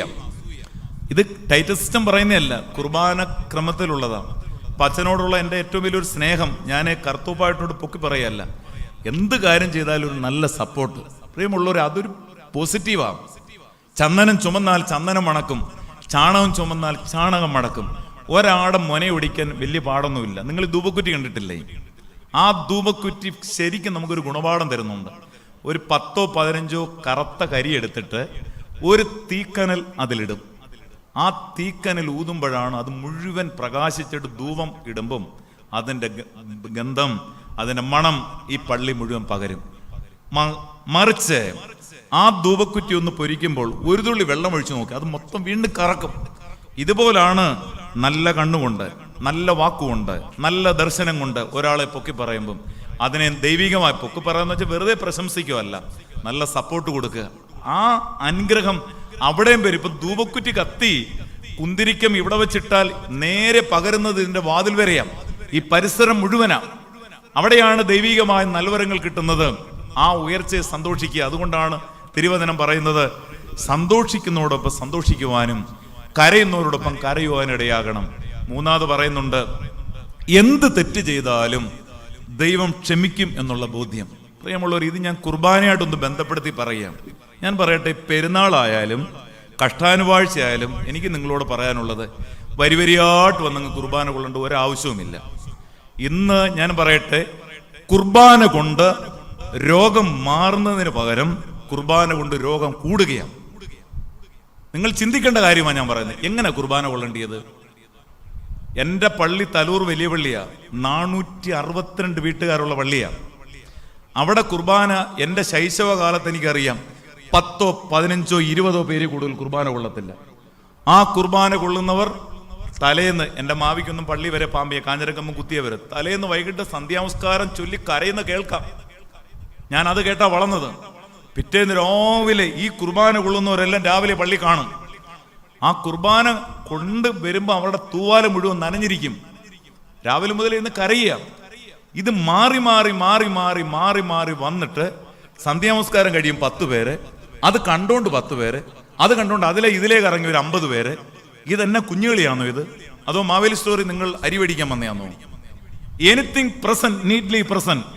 പെസഹ ആഴ്ച കുർബാന കൊള്ളണം, എല്ലാവരും കൊള്ളണം, അത് സഭയുടെ ആചാരമാണ്. പക്ഷെ കൊള്ളുന്നെങ്കിൽ പെരുന്നാളിന് കൊണ്ടോ, ഐപ്പള്ളൂ പള്ളിയിൽ എല്ലാവരും കൊണ്ടോ, പക്ഷെ കുർബാന കൊള്ളുന്നെങ്കിൽ ദൈവമക്കളെ സങ്കീർത്തനം 7 വായിക്കാൻ മുഴങ്ങരുത്. 6, 32, 38, 51, 102, 129, 142. വിശുദ്ധ കുർബാന ചൊല്ലുന്ന പുരോഹിതൻ 51 സങ്കീർത്തനം 3 പ്രാവശ്യം ചൊല്ലിയും പടി കയറാൻ അനുവാദമുള്ളൂ. പ്രഭാതം, തുയ്യോബയ്ക്ക്, സന്ധിക്ക്. ഇങ്ങനെ നിങ്ങൾ ക്രമമായിട്ട് ചൊല്ലി ആ ഒരുക്കത്തോട് വന്ന് കുർബാന കൊള്ളു. കുർബാന കഴിഞ്ഞ് പുറത്തിറങ്ങി കണ്ണ് കത്തും. ഇതങ്ങനല്ല കണ്ടുവന്നിരിക്കുന്നത്. ചില കൊച്ചുങ്ങൾ ഹൂസോയ്ക്ക് നിൽക്കുമ്പോൾ പോലും ചിരിക്കുന്ന കാണാം. ഇതെന്താ നിങ്ങൾ കഴിക്കുന്നത്? ശിക്ഷയ്ക്കും പ്രതികാരവും നല്ല, ശിക്ഷയ്ക്കും പ്രതിപകരത്തിനും. എമ്മാവോസിലേക്ക് പോയ ശിഷ്യന്മാർക്ക് കുർബാന കൊണ്ടപ്പോൾ കണ്ണു തുറന്നു.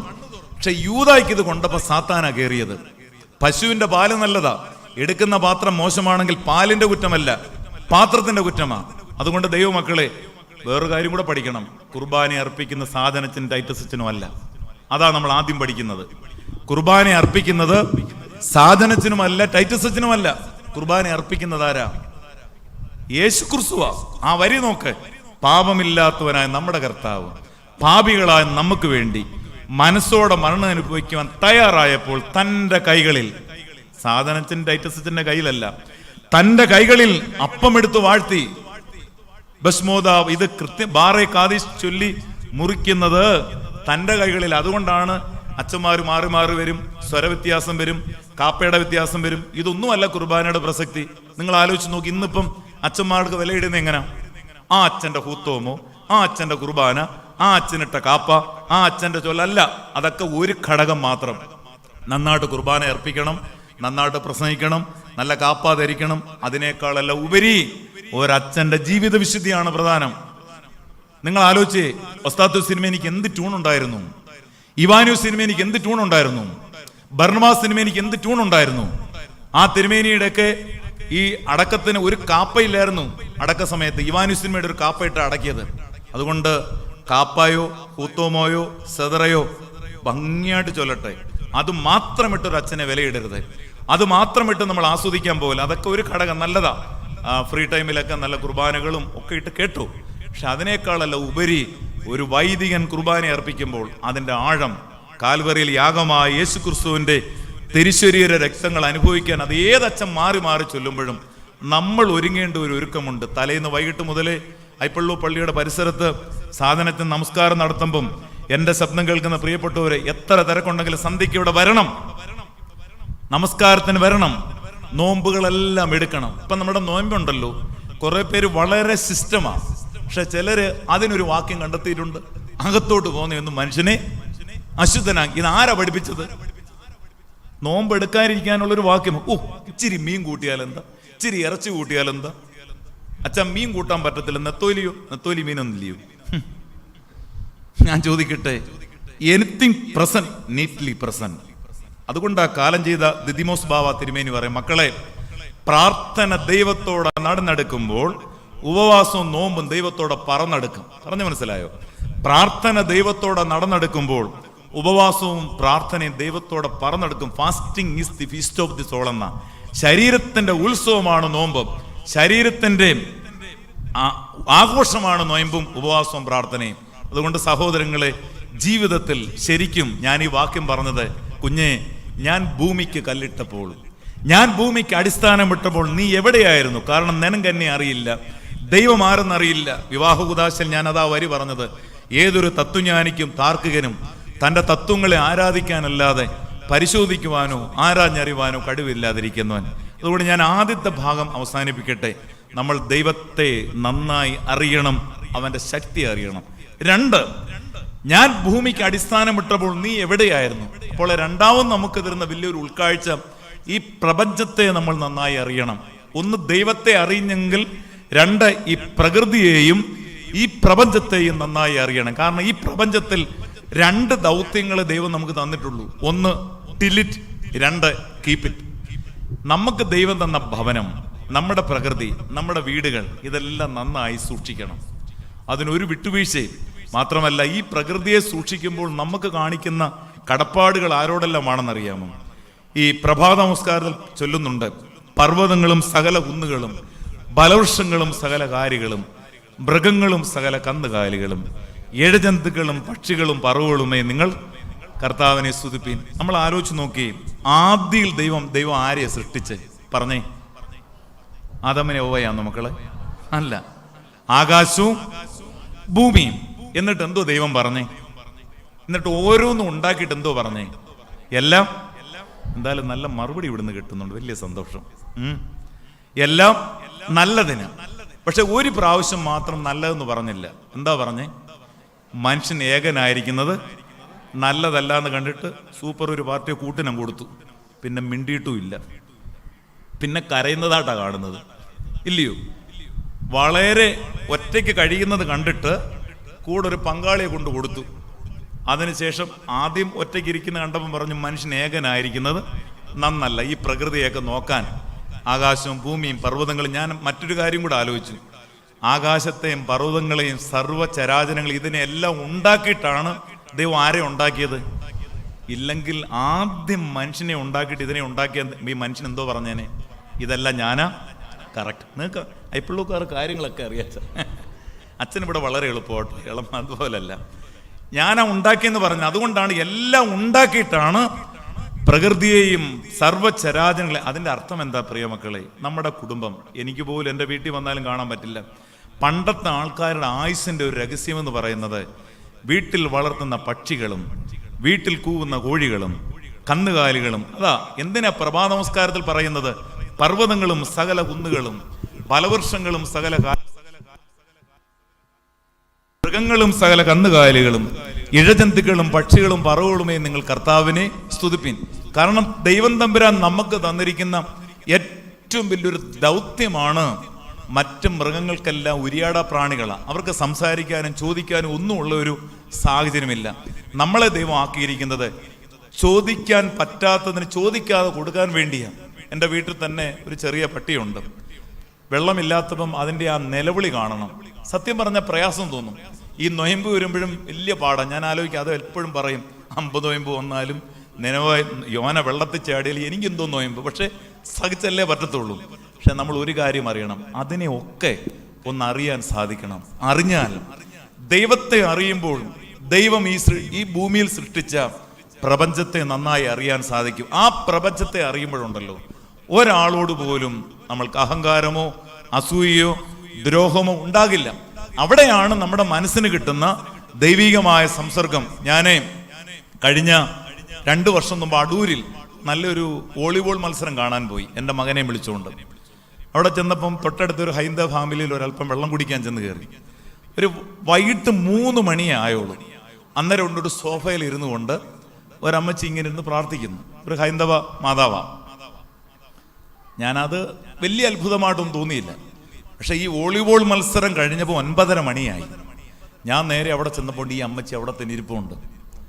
അന്നേരം ഇരുന്ന് ഈ മന്ത്രം ചൊല്ലു. ഉടനെ ഞാൻ ആ മോനോട് ചോദിച്ചു, എൻ്റെ വണ്ടിയുടെ താക്കോല് മറന്നു പോയിട്ട് എടുക്കാൻ പോയതാണ്. അന്നേരം ആ മകൻ പറയാച്ച, ഈ അമ്മ ആഴ്ച 3 ദിവസം 3 മണി മുതൽ രാത്രി 9:30 വരെ ഇരുന്ന് മന്ത്രം ചൊല്ലും.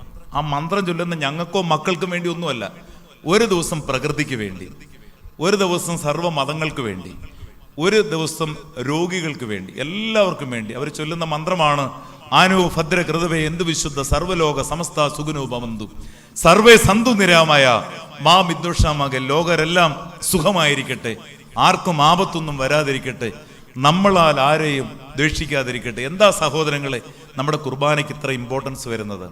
ഈ കുർബാന എവിടെ കളിയാക്കിയാലും ഇത്രയും പ്രകൃതിയെയും ഇത്രയും ലോകത്തെയും നിങ്ങൾ അറിയുന്നുണ്ടോ? കുർബാനയിൽ എത്ര ക്രമമുണ്ടെന്ന് പറഞ്ഞേ. എത്ര ക്രമമുണ്ട്? ഇല്ല, നിങ്ങൾ ഒറ്റ ക്രമേ പറയും. ഏത് കുർബാന ക്രമം? അതറിയാം. കുർബാന എത്ര ക്രമമുണ്ട് മക്കളെ? കുർബാന 13 ക്രമമുണ്ട്. ഇവാനിയൂസിന്റെ ക്രമം, മത്തായി റോയുടെ ക്രമം, ദിവന്യാസുസിന്റെ ക്രമം, സ്ലീഹന്മാരുടെ ക്രമം, സ്വക്സോസിന്റെ ക്രമം, യാക്കോബിന്റെ ക്രമം. ഈ തുബ്ദേനുകൾ, അത് ഞാൻ എല്ലാ പ്രസംഗത്തിലും പറയുന്നതാണ്. 18 തുബ്ദേനുണ്ട്. 6 അച്ഛന്മാർ ചൊല്ലും, 6 പരസ്യമായിട്ട്, 6 രഹസ്യമായിട്ട്, 6 ശുശ്രൂഷക്കാർ. ഈ ക്രമങ്ങൾ എല്ലാം മാറി മാറി ചൊല്ലിയാലും അച്ഛന്മാർ നിങ്ങൾ ഓർത്തു നോക്കിക്കൂ, ഈ പേരുകളെല്ലാം ഓർത്ത് പ്രാർത്ഥിക്കും. വാങ്ങിപ്പോയവരെ, ജീവനോടിരിക്കുന്നവരെ, രോഗികളെ, പിന്നെ ഈ ഇടവായനയിലെല്ലാം പ്രകൃതി എല്ലാം ഓർത്താണ് അച്ഛന്മാരുടെ ഇതൊന്നും കൂടുതൽ നിങ്ങൾ പുറത്ത് കേൾക്കുന്നില്ല.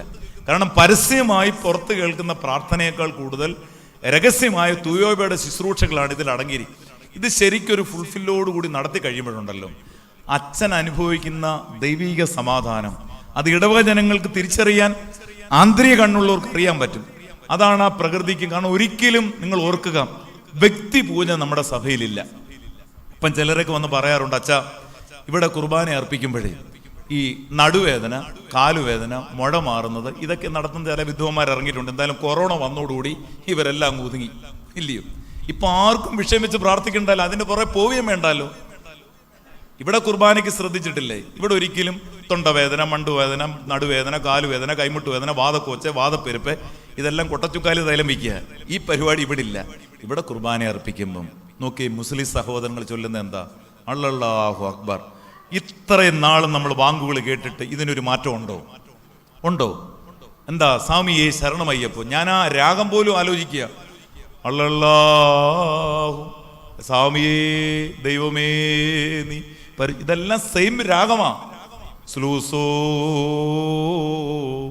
ഈ സഭയുടെ ആരാധനയുടെ മഹത്വം ആ പ്രപഞ്ചത്തെ മുഴുവൻ ക്രോഡീകരിച്ചുകൊണ്ട് മാത്രമല്ല, ആ പ്രപഞ്ചത്തിന്റെ സൂചനയാണ് പിടിച്ചിരിക്കുന്ന ആ ചിറ്റോല. നോക്കിയേ, പച്ചയുണ്ട്, വെള്ളയുണ്ട്, ചുമപ്പുണ്ട്. സ്വർഗത്തെയും ഭൂമിയെയും പ്രകൃതിയെയും സമാധാനത്തെയും ആകാശത്തെയും മുഴുവൻ പക്ഷികളെയും പറവുകളെയും ഇതെല്ലാം ക്രോഡീകരിക്കുന്ന ആരാധനയാണ് ദൈവമക്കളെ വിശുദ്ധ കുർബാന. അതുകൊണ്ടാണ് ഞാൻ മുമ്പേ കുർബാനയുടെ കാര്യം പകുതി പറഞ്ഞിട്ട് നിർത്തിയത്. എൻ്റെ ശബ്ദം കേൾക്കുന്ന ദൈവമക്കളെ, രോഗത്തിന് ഡോക്ടറെ കാണണം. പക്ഷേ ഡോക്ടറെ കാണുന്നതോടൊപ്പം തന്നെ ഈ വിശുദ്ധ കുർബാന, നിങ്ങൾ ഇന്നു മുതൽ ഒരു തീരുമാനം, നിങ്ങളെല്ലാം വലത് കൈ ഒന്ന് ഉയർത്തി നെഞ്ചത്തോടൊന്ന് വെച്ചേ 2-3 തീരുമാനങ്ങൾ എടുക്കണം. യേശുവിനെ നിങ്ങൾ, ഞാൻ സാക്ഷിയൊന്നും പറയിക്കുമല്ല, യേശുവിനെ നിങ്ങൾ നന്നായി അറിയണം. ദിവസം നന്നായിട്ട് ബൈബിൾ വായിക്കണം. 20 മിനിറ്റ് വായിക്കണം. ഇത് ടൈറ്റസ് അച്ഛൻ പേരെടുക്കാൻ പറയുന്നതല്ല. ഡെയിലി 20 മിനിറ്റ് ബൈബിൾ വായിക്കണം. നിവൃത്തിയുണ്ടെങ്കിൽ കുർബാനയ്ക്ക് ലേറ്റായിട്ട് വരരുത്. അലസമായിട്ട് കൂസോയെ പ്രാപിച്ച് കുർബാന കൊള്ളരുത്. ശരിക്കും ഒരുങ്ങി മതി. പെരുന്നാളിന് നിങ്ങൾ അതുകൂടാതെ എൻ്റെ യേശുവിനെ വിട്ട് എനിക്കൊരു ജീവിതമില്ല. എൻ്റെ ദൈവത്തെ അറിയാതെ എൻ്റെ പള്ളി, എൻ്റെ ദൈവമേ, എൻ്റെ ദൈവമേ, എൻ്റെ യേശുവേ, യഹോവ നല്ലവനെന്ന് രുചിച്ചറിവേൻ. അവനെ ശരണമാക്കുന്ന മനുഷ്യൻ ഭാഗ്യവാൻ. കൈമാറ്റിയേരും. ഇത് ഞാൻ പറയാൻ കാര്യം, എന്നെ അങ്ങോട്ട് ഈ സമയത്ത് ഞാൻ ഇങ്ങനെ എല്ലായിടവും പറയിക്കുന്നതല്ല. എനിക്ക് എന്തോ ഒരു ശക്തി തോന്നി ഞാൻ നിങ്ങളോട് പറയിക്കുന്നത്. അങ്ങനെ ദൈവത്തെ നിങ്ങൾ രുചിച്ചറിയുമ്പോഴുണ്ടല്ലോ, നമ്മൾ ഈ ഭൂമിയിൽ നിന്ന് പോകുന്ന അവസരത്തിൽ നമ്മൾ അറിയാതെ നമുക്കൊരു വലിയ പ്രകാശ വലയത്തെ ഉണ്ടാക്കിയെടുക്കാൻ സാധിക്കും. കുർബാന കൊള്ളുന്ന സഹോദരങ്ങളോട് ഞാൻ പറയട്ടെ, സങ്കീർത്തനങ്ങൾ വായിച്ച് തലേദിവസം TV എല്ലാം മാറ്റിവെച്ച് രാവിലെ പത്രം വായിക്കാതെ മൊബൈൽ നോക്കാതെ, ഞാൻ ഇരിക്കുന്ന പല പള്ളിയിലും ഇപ്പം കുടുംബമായിട്ട് രാവിലെ പള്ളി ഞാൻ വരുത്തും. ഇപ്പം മദ്ബാഹി കയറുന്ന കുഞ്ഞുങ്ങൾ, ഞാൻ എൻ്റെ പള്ളിയിൽ ഇപ്പം 13 കുഞ്ഞുങ്ങളെ കയറ്റി. എങ്ങനെയാണെന്നൊക്കെ അറിയാമോ? 6 മാസം താഴെ നിർത്തി. 15 പിള്ളേരുണ്ടായിരുന്നു. ഞാൻ പറഞ്ഞു താഴെ നിന്നിട്ട് 6:30 വരണം, പറ്റാത്തവർ പൊയ്ക്കും. 2-3 കൊച്ചുങ്ങൾ അങ്ങ് പോയി. സന്തോഷമേ ഉള്ളൂ. എന്നിട്ട് ഇവർക്കൊരു നീല ജുബായൊക്കെ കൊടുത്ത് അവരെ വരിയാട് നിർത്തി ചൊല്ലുകളെല്ലാം പഠിപ്പിച്ചു. ഇപ്പം മദ്ബാഹി കയറി ചെറിയ വിറയലൊക്കെ ഉള്ളൂ. പക്ഷെ ആ കുഞ്ഞുങ്ങൾ ആ മദ്ബാഹി കയറിയ ദിവസം ആ മുഖത്തെ സൗന്ദര്യം കാണണമായിരുന്നു. അത്ര പവർ. ഈ വെള്ളക്കുപ്പായൊക്കെ വലിച്ചു വാരി അവിടെയും കൊണ്ട് കളഞ്ഞ് ഇവിടെയും കൊണ്ട് കളഞ്ഞ്. ഇനി മാത്രമല്ല, ഇപ്പൊ അച്ഛന്മാർ പറഞ്ഞു കൊടുത്ത ഇങ്ങോട്ട് അച്ഛന്മാരെ പഠിപ്പിക്കാൻ നിൽക്കുക. ഞങ്ങളെയൊക്കെ പണ്ട് ശുശ്രൂഷക്കാരായിട്ട് അടി തന്നിട്ടുണ്ട് അച്ഛന്മാര്. തിരിച്ചൊന്നും പറയത്തില്ല. ഒരു വൈദികനൊക്കെ പറഞ്ഞു തരുന്ന അതുപോലെ കേൾക്കണം. ഒരു ദോഷവും വരത്തില്ല. ഇപ്പൊ ഞാൻ തന്നെ അച്ഛൻ എനിക്ക് ഫ്രീഡം തരുന്നുണ്ട്. പക്ഷെ ഞാൻ അച്ഛൻ പറയുന്ന നല്ലൊരു കാര്യത്തിന് കയറി തിലക്കാൻ തന്നെ എനിക്കെന്തോ എക്സ്പീരിയൻസ് അച്ഛനുമായിട്ട് ബന്ധമുള്ളപ്പം വരുന്നത് ഇല്ല. ഇത് നമ്മൾ അറിയണം. അനുഗ്രഹം കിട്ടണോ അനുതാപം ഉണ്ടായിരിക്കണം. അനുതാപം വരണോ ദൈവമായിട്ടൊരു ബന്ധമുണ്ടാകണം. അങ്ങനെ ബന്ധം വരുമ്പോൾ പള്ളി എന്ത്, കുർബാന എന്ത്, ആരാധന എന്ത്, വേദോത്സവം എന്ത്, ഞാൻ ചേർത്ത് ഞാൻ പറയട്ടെ, പ്രകൃതിയെ സ്നേഹിക്കുന്ന ദൈവമക്കൾ ബൈബിൾ എപ്പോഴും ജീവശ്വാസവും ജീവ ആഹാരവുമായി മാറും. ഇപ്പം തന്നെ എനിക്ക് 2000 പേർക്ക് 6 ഭാഷയിൽ ഡെയിലി ഞാൻ വാക്യങ്ങൾ അയച്ചു കൊടുക്കുന്നുണ്ട്. ഗോസ്പൽ ഫോർ യൂത്ത് എന്ന് പറഞ്ഞ് അച്ഛൻ്റെ മോനും ആ ടീമിനകത്തുണ്ട്. എനിക്ക് സന്തോഷമാണ്. ഇപ്പം തന്നെ നമ്മുടെ ബൈബിളിലെ കുറേ വാക്യങ്ങൾ നമുക്ക് വരും. നമുക്ക് എങ്ങനെയുള്ള വാക്യമാണ് ഇഷ്ടം? നിന്നെ ദൈവം അനുഗ്രഹിക്കും, ഇല്ലയോ? നിനക്ക് ദൈവം സമൃദ്ധിയായിട്ട് തരും. പക്ഷെ നമ്മുടെ കുറവുകളൊന്നും തിരുത്തുന്ന വാക്യം നമുക്ക് ഇഷ്ടമല്ല. ഇപ്പൊ യോഹന്നാൻ സ്നാപകന്റെ വാക്യം കിട്ടിയാൽ നമ്മൾ വായിക്കൂ. 2 ഉള്ളവൻ 1 ഇല്ലാത്തവനെ കൊടുക്കണം. നിന്റെ ശമ്പളം മതി എന്ന് ധരിക്കുക. നിന്റെ മനസ്സിനെ ഇതൊന്നുമല്ല നമുക്ക് വേണ്ടത്. നമ്മുടെ കുറവ് അറിയരുത്, നമ്മളെ ആരും കുറ്റം പറയരുത്. നമുക്ക് കിട്ടുന്ന പോസിറ്റീവ് എനർജി കിട്ടുന്ന നല്ല കാര്യമാണ്. പക്ഷെ അതുപോലെ തന്നെ ഈ ഭൂമിയിൽ ഇന്ന് നമ്മൾ അനുഭവിക്കുന്ന ഈ പ്രയാസങ്ങൾ, ഈ ശാപങ്ങൾ, ഈ ദോഷങ്ങൾ, ഹഗായി പ്രവാചകന്റെ പുസ്തകം 1:4 പറയുന്നുണ്ട്, ഈ ആലയം ശൂന്യമായിരിക്കെ നീ തട്ടിട്ട ഭവനങ്ങൾ പാർക്കുവാൻ കാലമായോ? ഈ ആലയം ശൂന്യമായിരിക്കെ നീ തട്ടിട്ട ഭവനങ്ങൾ പാർക്കുവാൻ കാലമായോ? ദൈവമക്കളെ, ഓരോ നോമ്പും ഓരോ പെരുന്നാളും കഴിയുമ്പം എന്ന മാറ്റമാണ് നമുക്ക് ഉണ്ടാക്കിയിരിക്കുന്നത്. ഇപ്പം തന്നെ എനിക്ക് പലരെ അറിയാം. 50 നോയമ്പ് തീരുന്നതിൻ്റെ അന്ന് ആദ്യം ഇറച്ചിക്കടയിൽ പോകുന്നത് ഇതുവരെ നോയമ്പ് എടുക്കാത്തവരാ. പോയി നിൽക്കുന്ന കണ്ടാത്തൊന്ന് ഇതുവരെ പുള്ളി തലേന്നും കഴിച്ചിട്ടിരിക്കുക. ഇത്രയും വെപ്രാളം എന്തുവാ? ദുഃഖവെള്ളിയാഴ്ച കരയുന്നതിനേക്കാൾ കഷ്ടമായിട്ടാണ് കന്നുകാലികൾ ഉയർപ്പിൻ്റെ അന്ന് കരയുന്നത്. ഇത് നമ്മുടെ ഈ ആക്രാന്തം മാറാനാണ് നോയമ്പെടുക്കുന്നത്. ഇപ്പം ഞാൻ നോക്കിയിട്ട് എന്നിട്ട് നേരെ പത്രത്തിൽ അടുത്ത റിപ്പോർട്ടൂടെ ഇത്ര പേര് കുടിച്ചു. ഏതാ? ഈസ്റ്ററിന്റെ പ്രത്യേകതയാണ്. ക്രിസ്മസിന് ഇത്ര പേര് കുടിച്ചു. ഈ ലിസ്റ്റാണോ ഉയർപ്പിലൂടെ നമുക്ക് വേണ്ടത്? ഈ ലിസ്റ്റാണോ ക്രിസ്മസിലൂടെ നമുക്ക് വേണ്ടത്? ഈ ലിസ്റ്റാണോ പെരുന്നാളിലൂടെ നമുക്ക് വേണ്ടത്? അല്ല ദൈവമക്കളെ, അതാണ് ഒസ്താത്ത് സിരിമേനി നമ്മളെ പഠിപ്പിച്ചത്. കുഞ്ഞെ, മാഫിയ അല്ല. ഭൂമി നീ വാരിക്കൂട്ടുന്നതിലോ പണം വാരിക്കൂട്ടുന്നതിലോ അല്ല. സോഫിയ അല്ല. നിനക്കുള്ളതെല്ലാം നിനക്കും, എനിക്കുള്ളതെല്ലാം എനിക്കും. 3ാമത് പറയുന്നുണ്ട് ഗ്ലോറിയ. ദൈവമേ, എനിക്ക് വീടില്ലേലും, എനിക്ക് വസ്ത്രമില്ലേലും, എനിക്ക് ആഹാരമില്ലേലും ഞാനോ വളരണം, അവനോ കൊള്ളാം. ഒന്നുകൂടെ പറഞ്ഞേ. ഇനിയെങ്കിലും ആലോചിച്ച് പറഞ്ഞാൽ മതി. ഞാനോ കുറയണം, അവനോ വളരണം. കുഞ്ഞുങ്ങളെല്ലാം മുമ്പിലിരിപ്പുണ്ടല്ലോ. കുഞ്ഞുങ്ങളെല്ലാം ഇങ്ങോട്ട് നോക്കി, എൻ്റെ കൂടെ നോക്കി. മാതാപിതാക്കളെ ബഹുമാനിക്കണം. ഒരുമിച്ചൊന്ന് പറഞ്ഞേ, ഉറക്കെ പറ, ഒരുമിച്ച് പറ മക്കളെ. മാതാപിതാക്കളെ ബഹുമാനിക്കണം. പറഞ്ഞേ, വാക്കിലേ ഉള്ളൂ. ഒരുമിച്ച് പറ, വാക്കിലേ ഉള്ളൂ, പ്രവൃത്തിയിലില്ല. ഇത്രയേ ഉള്ളൂ.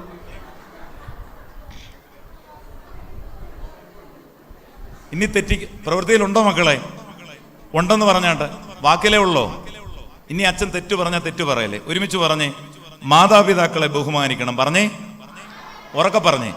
വാക്കിലേ ഉള്ളൂ, പ്രവൃത്തിയിലില്ല. മിടുക്കൻ. യേശുവിനെ അറിയണം. പറഞ്ഞേ, വാക്കിലേ ഉള്ളൂ, പ്രവൃത്തിയിലില്ല. കൊല ചെയ്യരുത്. പറഞ്ഞേ, വാക്കിലേ ഉള്ളൂ, പ്രവൃത്തിയിലില്ല. ഉണ്ടോ? കൊള്ളാം.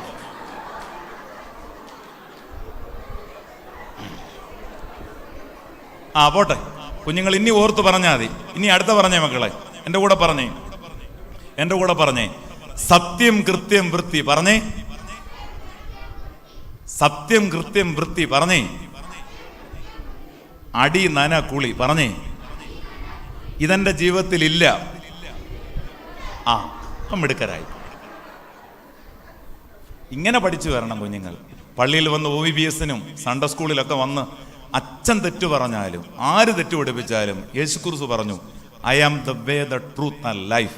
ഞാൻ തന്നെ വഴി, സത്യവും ജീവനുമാണ്. ഇപ്പം നോക്കി, ഒറ്റ മിനിറ്റ് കൊണ്ട് കുഞ്ഞുങ്ങൾ തിരുത്തിയില്ലയോ? ഇനി അവർ തെറ്റു പറയത്തില്ല. നോക്കിക്കോ, എൻ്റെ കൂടെ എന്നെ നോക്കിയേ. മാതാപിതാക്കളെ ബഹുമാനിക്കണം. പറഞ്ഞേ, വാക്കിലേ ഉള്ളൂ, പ്രവൃത്തിയിലില്ല. അതുകൊണ്ടാണ് കൊണ്ടുവരാൻ പറഞ്ഞത്. യേശു എൻ്റെ രക്ഷകൻ. പറഞ്ഞേ, വാക്കിലേ ഉള്ളൂ, പ്രവൃത്തിയിലില്ല. മോഷ്ടിക്കരുത്. വാക്കിലേ ഉള്ളൂ, പ്രവൃത്തിയിലില്ല. ഇനി എന്തിനാ ഞാനിവിടെ പ്രസംഗിക്കുന്നത്? ഇതാ നമുക്ക് വേണ്ടിയത്. ഈ കുഞ്ഞുങ്ങളെ വീട്ടിൽ ഇരുത്തി മൊബൈലും കളിപ്പിച്ചുകൊണ്ട് അവിടെ ഇരുത്തരുത്. ഇനി വന്നേച്ചാൽ മതി. കുഞ്ഞുങ്ങൾ ഐശ്വര്യപ്പെടും. വരും തലമുറ ഇവരാണ് കൊണ്ടുപോകേണ്ടത്. നമുക്ക് ദൈവം തരുന്ന ആയുസ്സിൽ ലോകത്തെ, ദൈവത്തെ, യേശുവിനെ, രക്ഷകനെ നന്നായി അറിയുവാൻ, അവൻ്റെ വഴിയിലൂടെ പോകുവാൻ തൊക്കണം നമുക്ക് കിട്ടുന്ന നല്ലൊരു അവസരമായി. ഞാൻ അതുകൊണ്ടാണ് പറഞ്ഞ ഈ വാക്യം എടുത്തത്. കുഞ്ഞെ ഇയ്യോബേ, ഞാൻ ഭൂമിക്ക് അടിസ്ഥാനമിട്ടപ്പോൾ നീ എവിടെയായിരുന്നു? അങ്ങനെയാണെങ്കിൽ നീ ദൈവത്തെ നന്നായി അറിയണം. ആ ദൈവത്തെ അറിയുമ്പോൾ ദൈവം ഈ ഭൂമിയിൽ ദാനമായി തന്ന നമ്മുടെ പ്രപഞ്ചത്തെ, പക്ഷികളെ, മൃഗങ്ങളെ, കന്നുകാലികളെ, ഇവയെ അറിയണമെങ്കിൽ ഒന്ന് രണ്ട് കാര്യങ്ങൾ കൂടി പെട്ടെന്ന് പറഞ്ഞുകൊണ്ട് ഞാൻ അവസാനിപ്പിക്കാം. ഈ ഇയ്യോബിന്റെ പുസ്തകം 8:5, 6, 7 വാക്യം, നിങ്ങൾ ഇതും കൂടി ഈ വാക്യത്തോടെ ചേർന്ന് പഠിക്കണം. നീ ദൈവത്തെ ശ്രദ്ധയോടെ അന്വേഷിക്കുകയും സർവശക്തനോട് അപേക്ഷിക്കുകയും ചെയ്യുമ്പം നീ നിർമ്മലനും നേരുള്ളവനുമാണെങ്കിൽ അവനിപ്പോൾ നിന്റെ അടുക്കിലേക്ക് ഉണർന്നു വരും. മനസ്സിലായോ? നിങ്ങൾ ആ വാക്യം വീട്ടിൽ പോയി ഒന്ന് വായിക്കണേ. നീ ദൈവത്തെ ശ്രദ്ധയോടെ അന്വേഷിക്കുകയും സർവശക്തനോട് അപേക്ഷിക്കുകയും ചെയ്യുമ്പം 2 ഗുണങ്ങൾ വേണം. നീ നിർമ്മലനായിരിക്കണം, നേരുള്ളവനായിരിക്കണം. പ്രിയമുള്ളവരെ, ഞാൻ പറയട്ടെ, നിർമ്മലത നേരുമുണ്ടോ ഒരു ദോഷവും വരത്തില്ല. അതുകൊണ്ടാ തിരുവചനം പറയുന്നത്, നേരുള്ളവർക്ക് യഹോവ ഇരുട്ടിൽ വെളിച്ചമുദിക്കും. വീണ്ടും ഈ നീതിമാന്റെ പെരുന്നാളിൽ 5 വരി അച്ഛൻ പഠിപ്പിക്കുക. എൻ്റെ കൂടെ ഒന്ന് പറഞ്ഞ മക്കളെ, ഇടമന ഇങ്ങോട്ട് നോക്കെ. നീതിമാന്റെ പെരുന്നാളിൽ 5 കാര്യം പഠിക്കണം. 1, നീതിമാൻ വീണാലും നിലംപരിശാകത്തില്ല. പറഞ്ഞേ, ഇനി ഇവര് പേടിച്ചാ പറയത്തുള്ളൂ, തെറ്റു വരുമോന്നറിയാം. ഒന്ന് പറഞ്ഞേ, നീതിമാൻ വീണാലും നിലംപരിശാകത്തില്ല. പറഞ്ഞേ, നീതിമാന്റെ സന്തതി അനുഗ്രഹിക്കപ്പെടും. പറഞ്ഞേ, നീതിമാൻ എന്നേക്കും ഓർമ്മയിലിരിക്കും. പറഞ്ഞേ, ഓർമ്മയിലല്ല, ഓർമ്മയിൽ. അതില്ല. പറഞ്ഞേ, നീതിമാൻ എന്നേക്കും ഓർമ്മയിലിരിക്കും. പറഞ്ഞേ, അന്നേരം ഇത് 3 പറഞ്ഞേ. നീതിമാൻ വീണാലും നിലംപരിശാകത്തില്ല, നീതിമാന്റെ സന്തതി അനുഗ്രഹിക്കപ്പെടും, നീതിമാൻ എന്നേക്കും ഓർമ്മയിൽ. ഇനി 2 കൂടെ ഉണ്ട്. നീതിമാൻ തുണയില്ലാതിരിക്കുന്നതും അവന്റെ മക്കൾ അപ്പത്തിന് വേണ്ടി ഇരക്കുന്നത് ഞാൻ കണ്ടിട്ടില്ല. സുന്ദരമായൊരു വാക്യമാണ്. ഇപ്പം നമ്മുടെ ജീവിതത്തിൽ തന്നെ ചിലപ്പം 10 രൂപ കൈ കാണത്തില്ല, അല്ലേ? പക്ഷേ രാവിലെ ദൈവം പൈസ തരും. ചിലപ്പം ഭക്ഷണം കാണില്ല, ദൈവം ഭക്ഷണം തരും. ഞാനിപ്പോഴും മറന്നു പോകാത്തൊരു സംഭവമുണ്ട്. ഒരിക്കൽ വിജയാസിൽ എൻ്റെ വൈഫുമായിട്ട് ഒരു ചെക്കപ്പിന് വന്നപ്പം പെട്ടെന്ന് 10-20 വർഷം മുമ്പാ പെട്ടെന്ന് നോക്കിയപ്പോഴുണ്ട് പേഴ്സാന്ന് പറഞ്ഞൊരു നോട്ടീസാണ് മടക്കി പോക്കറ്റ് ചെയ്ത്, പേഴ്സ് എടുക്കാൻ മറന്നുപോയി. ഉടനെ ഇപ്പോൾ ഒരു ഹോസ്പിറ്റൽ കടം പറഞ്ഞാൽ അവരൊന്നും പറയില്ല, എങ്കിലും ഒരു അച്ഛനല്ലേ. ഉടനെ ഞാൻ അവിടെ നിന്നുകൊണ്ട് ഉള്ളു തുറന്ന് പ്രാർത്ഥിച്ചു. അവിടെ നിന്നപ്പോണ്ട് കോട്ടപ്പുറം പള്ളിയുടെ 3 കുരിശ് കാണാം. നമുക്ക് വിജയാസി എന്ന കോട്ടപ്പുറം പള്ളിയുടെ ആ ടോപ്പിലെ 3 കുരിശ് കാണാം. ഞാൻ പറഞ്ഞു, എൻ്റെ സഭയിൽ വിശ്വസിക്കുന്ന ജയമുള്ള സ്ലീബ, ഞാൻ നിന്നോട് പ്രാർത്ഥിക്കുകയാണ്. യേശുവേ, എനിക്കിന്നിവിടെ കടം പറയാതെ എനിക്ക് ഇവിടെ ഫീസ് അടയ്ക്കണം.